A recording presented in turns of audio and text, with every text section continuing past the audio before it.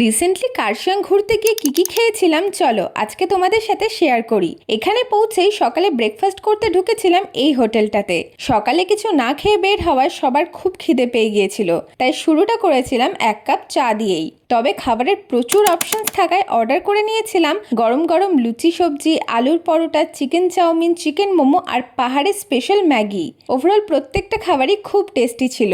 ব্রেকফাস্টটা সেরেই আবারও বাইক জার্নিটা শুরু করলাম। আর কোথায় কোথায় ঘুরলাম সেটা জানতে কিন্তু আমার কার্শিয়াং মিনি ব্লগ সিরিজটা চেক আউট করতে পারো।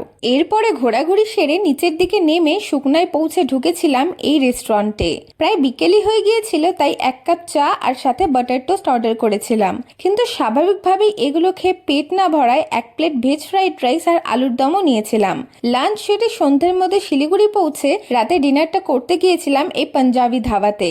এখানে অর্ডার করেছিলাম একটা পাঞ্জাবি ভেজ থালি, যেটা খেতে ভীষণই টেস্টি ছিল। So that's it for now. Follow for more such contents.